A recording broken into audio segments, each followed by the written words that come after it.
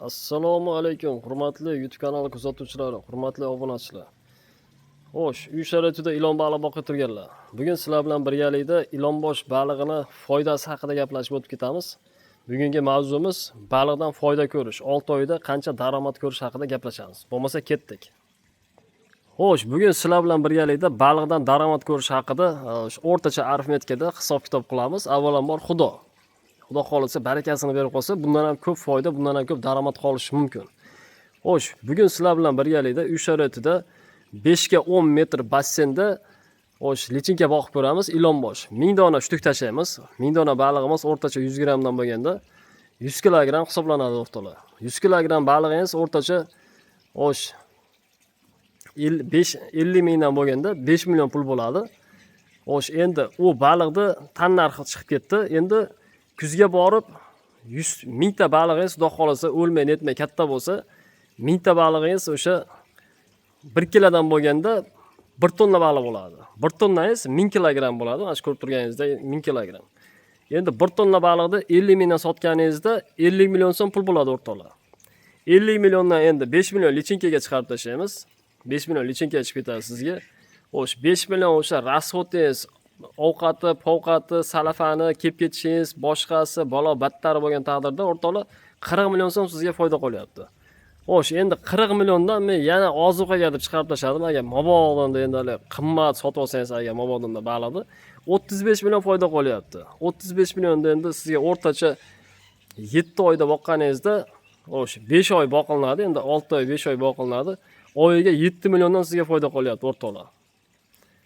O'sha 5 ga 10 metrli bassenda 1000 ta baliq boqib 35 million, 40 million o'rtacha endi men 1 kilo deyapman, balki baliq 2 kilo bo'lar, balki 3 kilo bo'lib ketishi mumkin. O'shaning uchun nima deydi, o'rtacha, ag'i ham emas, bag'i ham emas. Avvalambor Xudoyo endi berib qolsa hech gap emas.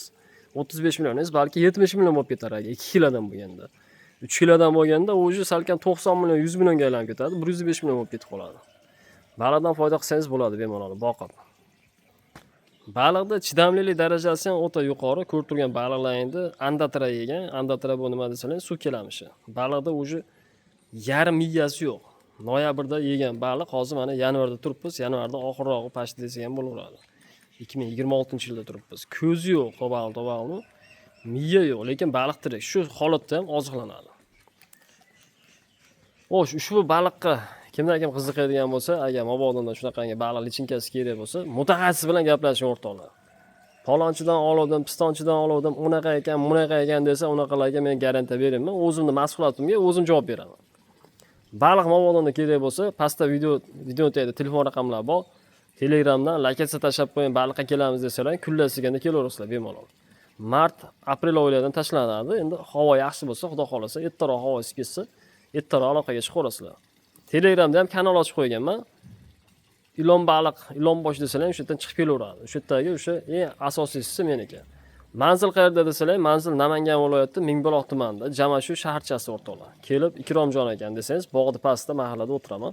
Ikromjon desangiz, xudo xolasa, qo'ldan kelgancha taniydiganlar uyimni ko'rsatib qo'yadi. Ortiqcha suv, ortiqcha rasxod talab qilmaydi. Tanasi ho'lib tursa bo'ldi. Bassenda boqasizmi, zakanda boqasizmi, yerda boqasizmi, qayerda boqishingizga qat'iy nazar, tanasi suv bo'lib tursa bo'ldi, baliq yashaveradi. Oziqasiga keladigan bo'lsak, mayda chuvalchanglar, mayda hasharotlar, qo'shimcha oziqalari o'sha mol, qo'ydi, tovuqda jigar o'pkalarni yuradi. Qosaxonadan chiqqan liboy atvotni yeydi.